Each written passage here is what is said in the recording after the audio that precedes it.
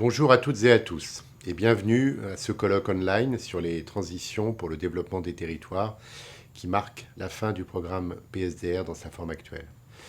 Je n'ai pas pu être connecté en direct avec vous aujourd'hui, mais j'ai souhaité faire cette intervention dans une forme préenregistrée pour partager avec vous ma vision de ce que le PSDR a apporté.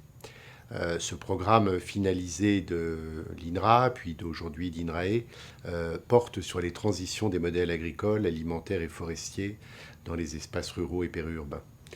Il a toujours défendu l'idée d'une recherche ancrée, construite dans les territoires, en lien étroit avec les acteurs de terrain, fidèles aux priorités des régions. Il traduit bien notre implication dans le développement et la diffusion d'innovations dans tous nos domaines d'intervention, alimentation, agriculture, environnement, et évidemment de plus en plus aussi à l'interface de ces domaines. Et ces innovations, on le sait, elles sont souvent le fruit de partenariats diversifiés entre les acteurs. Mais de plus en plus aussi, et des partenariats qui associent les collectivités territoriales. Et ce programme a privilégié la co-construction de création de valeur entre les acteurs de la chaîne il y a déjà bien longtemps, puisque le programme va fêter ses 25 ans.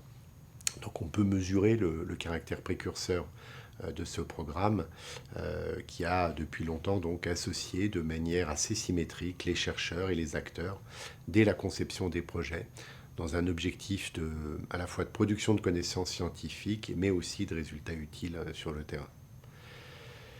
Au service de l'action, de la décision, ce programme a été progressivement reconnu, puis est devenu incontournable pour les acteurs des territoires comme pour les décideurs publics.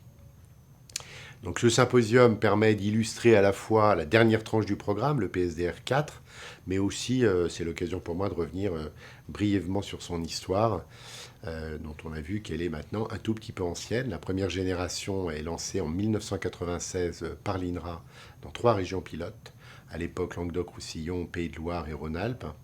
Et l'idée pour les concepteurs, c'était de sortir la recherche des labos, la confronter aux problématiques de la société, aux attentes des acteurs de terrain, avec des approches un petit peu originales.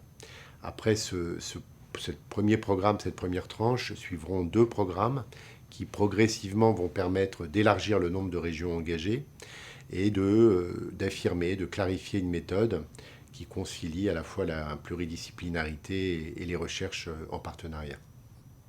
Donc un certain nombre de points méritent d'être soulignés, le côté pluridisciplinarité, en particulier entre sciences sociales et sciences biotechniques, à une époque où ces approches étaient peu courantes. C'est un premier point évidemment très important pour nous. Le fait de promouvoir aussi la recherche en partenariat avec les acteurs en les intégrant dans les projets, mais aussi dans le pilotage, pas simplement comme partenaire consulté à l'extérieur, mais vraiment des copilotes. Et on sait que chaque projet du PSDR est copiloté par un chercheur et par un référent acteur tout au long du projet et jusqu'à même à la production des livrables. Ces projets, donc, ils ont été fondés sur des partenariats de terrain dans les territoires. Les thématiques sont définies, choisies dans chaque région avec les conseils régionaux, cofinancés par eux, et donc en lien direct avec les enjeux de terrain. Notre point à signaler du programme PSDR, c'était un des programmes, une des actions qui ont contribué à rapprocher l'INRA et le CEMAGREF devenu IRSTEA. Dès le PSDR 3, les projets ont été cofinancés par les 2 organismes du côté recherche. Et de nombreux projets étaient portés par des chercheurs qui appartenaient à l'un ou à l'autre organisme. Alors, si on s'attarde maintenant un petit peu, pas trop longtemps, sur le programme PSDR 4, la période 2016-2020, 5 années de recherche, vous allez voir que les thématiques ont évolué de manière à tenir compte des orientations, des évolutions, y compris les évolutions de la politique régionale européenne. Le PSDR s'est centré sur l'étude des transitions des modèles agricoles, alimentaires, forestiers, dans les espaces ruraux et périurbains.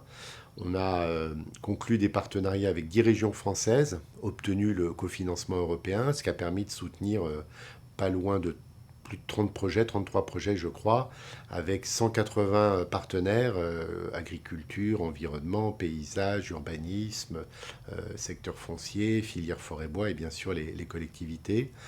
Plus de 130 équipes de recherche, à l'époque INRA, IRSTEA, donc CNRS, des écoles d'ingénieurs, d'architecture, des universités. Bref, une grande diversité d'acteurs. Voilà, tout ça nous conduit aujourd'hui à partager ce bilan avec un programme du symposium, vous allez le voir, qui est riche, qui témoigne en fait d'une production assez foisonnante tout au long de ces années. L'occasion de partager cette production entre les chercheurs, les acteurs du développement et de réfléchir à des collaborations futures.